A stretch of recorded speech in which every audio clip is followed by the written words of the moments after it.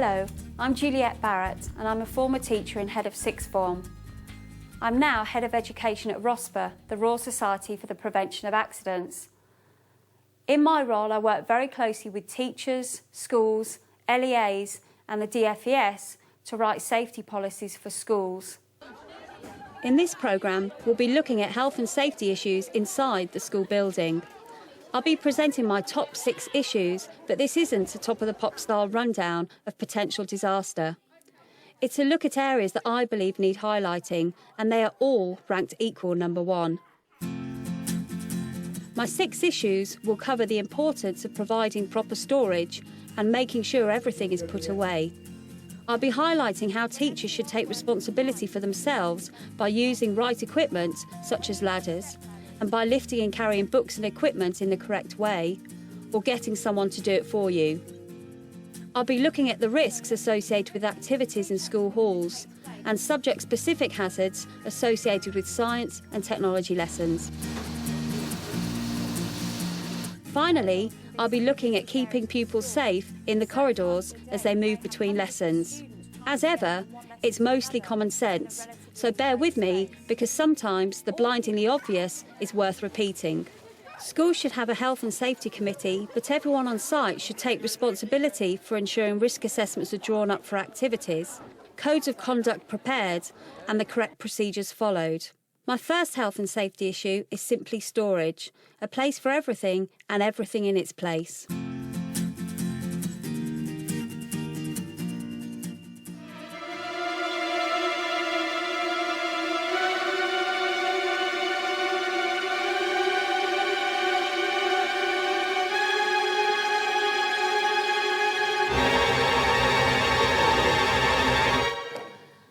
Tidiness is next to godliness. Corridors can be very heavily used areas of the school, and it's important to keep all entrances and exits and corridors clear. As part of your risk assessment for this area of the school, adequate storage facilities should be identified, whether this be in the form of lockers for students' bags or storage cupboards for items of equipment. You can carry on now. Belongings left in corridors can have other implications, not least when they block fire exits. You're also asking for trouble by storing heavy items at height, on top of cupboards, for example. Schools should also make sure that they have adequate storage room for large items. And of course, in some areas, having the right storage space is absolutely critical. More on that shortly.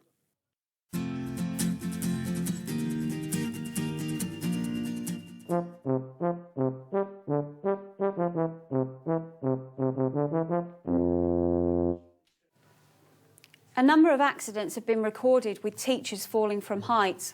We've all done it. We need that little bit of extra height, but we haven't got time to go and get the correct equipment.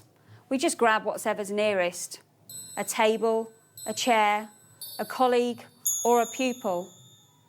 As part of your risk assessment for working from height, the correct equipment should always be identified.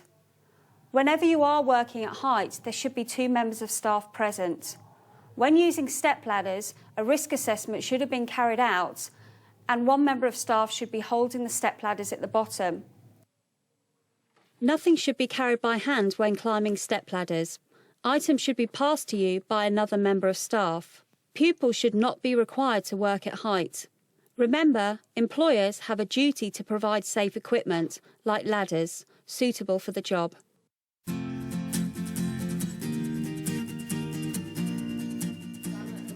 Good morning, everybody. This morning we're going to use the overhead projector.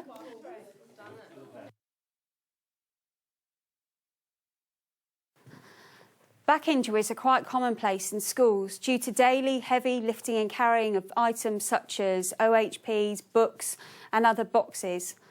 When you are lifting and carrying heavy items, you need to remember the correct techniques. These can sometimes be forgotten when you're preparing for a lesson or clearing up at the end of the day.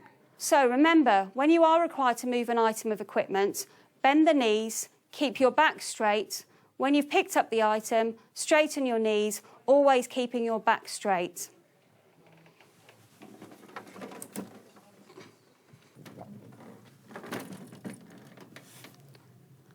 Always make sure that when you place the item of equipment back on a table that it is placed securely and there aren't any leads that could be a tripping hazard. Let's see how our teacher here, Mrs. Smith, manages.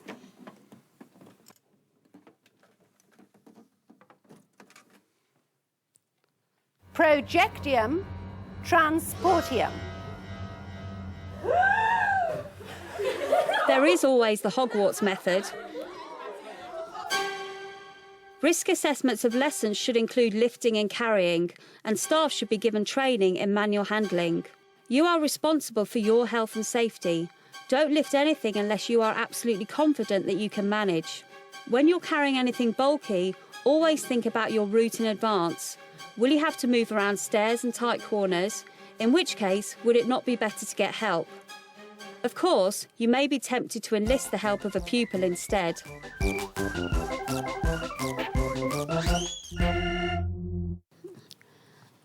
It can be very tempting to use pupils as beasts of burden, helping you to carry a box of books or a bag from one classroom to another. But remember, a pile of books may seem manageable for you as an adult, but it can be very different for a child having to carry the same pile of books. Always remember to manage your own health and safety and the health and safety of the pupils within your school. As part of your risk assessment, you should identify whether any specialist equipment needs to be provided to help you move heavy items from one classroom to another, whether this be in a form of a trolley or getting somebody to help you to move the equipment.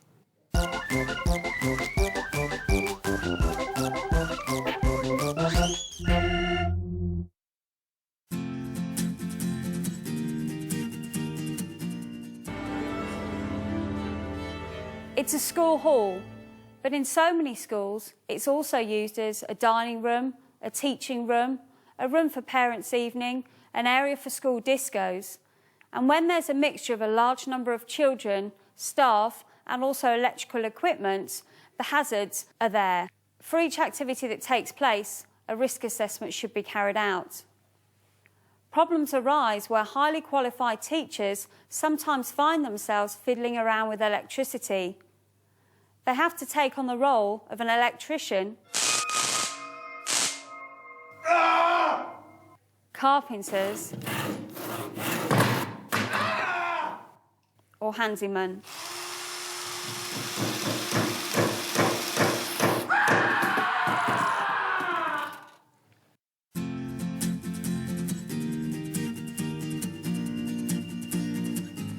Some subjects brings their own specific hazards, not least science and technology. Pupils should be aware of the code of conduct for the lesson and should know how to use equipment in the right way and in the right place. Warning signs should be displayed and everyone told exactly what they mean. Personal protective equipment needs to be provided. Pupils shown how to put it on properly. They also need to understand the consequences of removing protective equipment at the wrong time.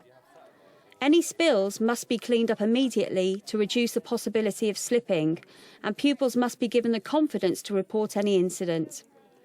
Emergency equipment, first aid, and the people trained to use them must be available at all times. Chemicals must be used and stored in accordance with the official control of substances hazardous to health regulations. Dangerous equipment must also be locked away and accounted for at the end of every lesson. Using a marked cupboard like this one not only keeps tools in a safe place, but also indicates straight away if something is missing.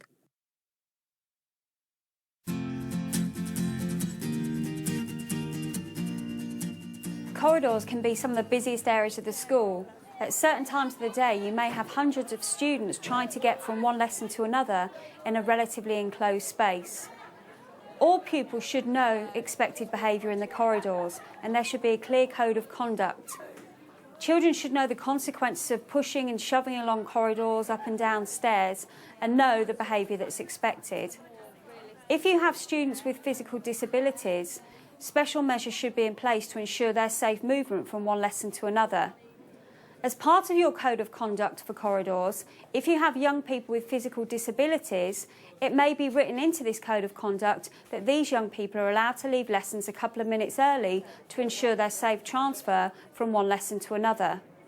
Children should be aware of what to do if there's a loose tile, a spillage on the floor. They should know where to go for help and what to do. Remember, all corridors should be kept clear at all times. Everyone can do something towards the health and safety management of schools.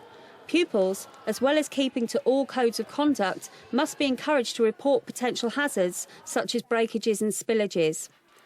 Teachers can check that work areas and equipment are safe and correct practices are followed, and where necessary, protective equipment is used. They must report defects to their head of department or line manager. Heads of department or year must act on what's reported and check that the right procedures are in place. They can draw up departmental health and safety plans and review them on an annual basis. They can report problems to the head and arrange for staff training. The head teacher must take day-to-day responsibility for health and safety in the school and work with the Health and Safety Committee, the governing body and, where necessary, the LEA. In a separate programme, I focus on health and safety issues outside the school building. Here's a quick summary of my main points from this programme. Neat and tidy is best practice. Safe storage for pupils' belongings should be available. Storage should be appropriate for each item. For example, no heavy items on top of cupboards. The correct equipment, such as stepladders, should be used at all times. Where possible, 2 members of staff should be present. Pupils should not be required to work at height. Avoid lifting heavy or awkward objects wherever possible. Make sure staff are trained in manual handling and use the correct equipment, such as a trolley. Don't use pupils to carry heavy loads. All staff using the hall should be aware of the risks associated with the activity, discos, drama productions, parents' evenings, etc. All pupils should be made aware of the behaviour expected of them and the consequences of poor behaviour. Visitors should be reminded of the health and safety requirements, for example, fire exits. Pupils should be made aware of the code of conduct for each lesson and the consequences of it not being followed. Staff and pupils should know the health and safety requirements for each lesson, for example, the correct storage of chemicals and tools. Personal protective equipment must be provided and used. Ensure there is a clear code of conduct for movement along corridors. Ensure arrangements are in place for pupils and staff with mobility difficulties. There should be clear guidelines for staff and pupils to report loose tiles, spillages and breakages.